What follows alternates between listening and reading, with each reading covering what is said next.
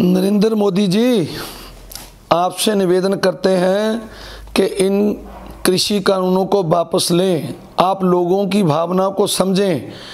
ये किसान, गरीब किसान सड़क पे आए हुए हैं। ये कोई आतंकवादी नहीं है, ये कोई खालिस्तानी नहीं है। मैं आपको दिखाना चाहता हूँ, ये देखिए कि नौजवानों ने अपने खून से आपको खत लिखे हैं। ये कितने खत लिखे हैं देखिए, सब ये नौजवानों ने अपने खून से लिखे हैं।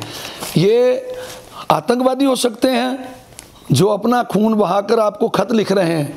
तो इस बात को समझिए और लोगों की भावना को समझिए। ये सभी कृषि कानून जो है ये मौत का फरमान है और इसको आप तुरंत वापस लें।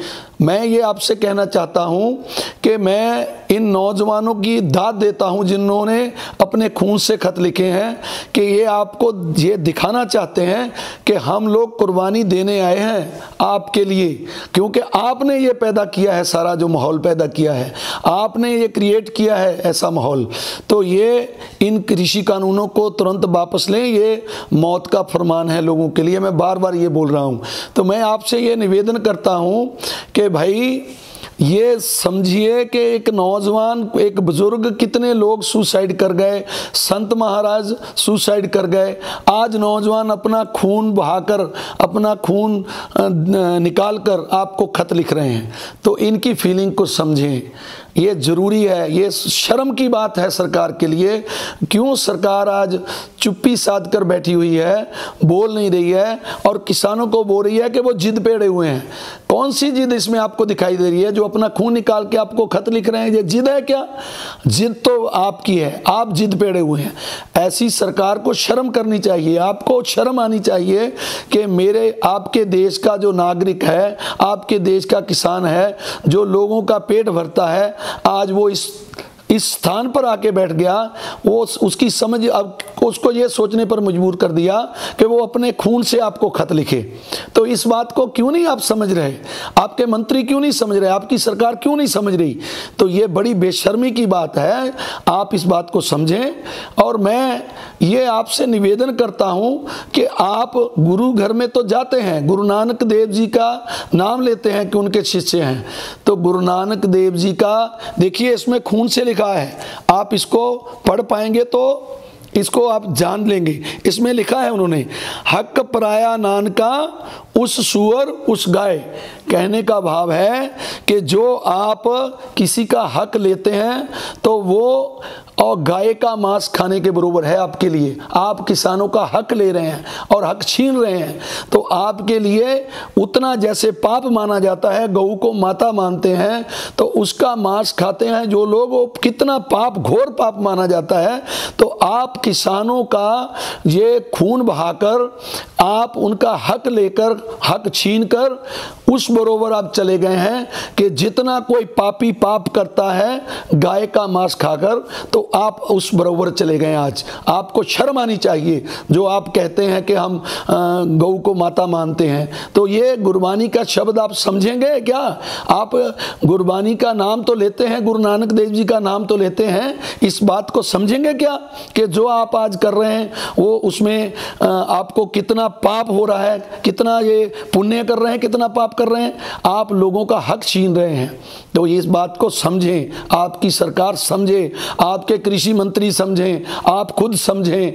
तो ये बात को समझने का समय है। इसलिए आपसे फिर निवेदन करते हैं, ये तीनों कृषि कानून और इलेक्ट्रिसिटी बिल जितने आप लाए हैं, ये पोल्यूशन के नाम पे लाए हैं, तो सभी को रिपील करके इसको, कानूनों को, और ये जो किसान हैं उनको आप हाथ जोड़कर घरों में भेजें। अपने वो घरों में जाकर सुख शांति से रहें और आगे से अपना कोई सुसाइड ना करे, कोई खून ना बहाए। ऐसा माहौल आपको बनाना है। आप इस देश के प्रधानमंत्री हैं, आपकी प्रजा है ये लोग, तो इसके बारे में हमको समझाना पड़ेगा आपको। इसलिए आपसे निवेदन करते हैं। तो और इसके साथ ही मैं अपने, जो मेरे भाई ऐसा काम करते हैं, मेरे को पता चला है कि कुछ हमारे साथियों ने सुसाइड किया है। हम उनसे निवेदन करते हैं ऐसा मत करना मेरे भाई।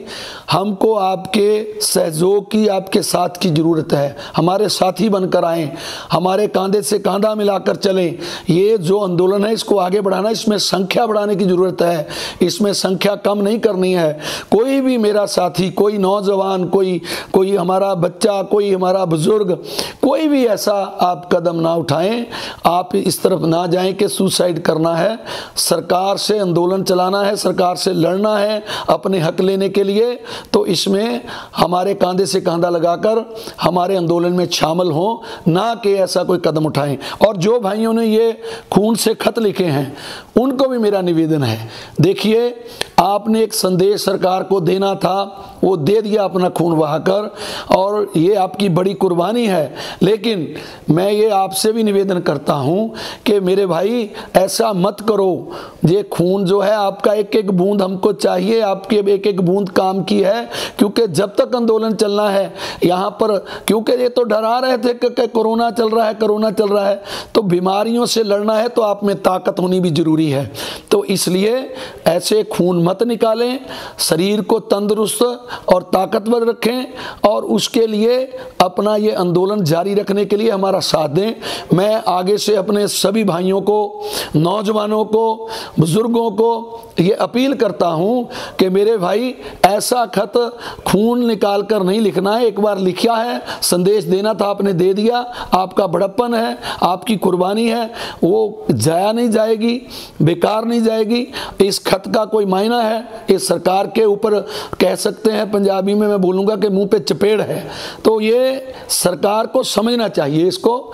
बस इतना समझाने के लिए ये खत जो है काफ़ी है, क्योंकि बहुत खत आपने लिख दिए हैं। आगे से ये अपील है ऐसा ना करें।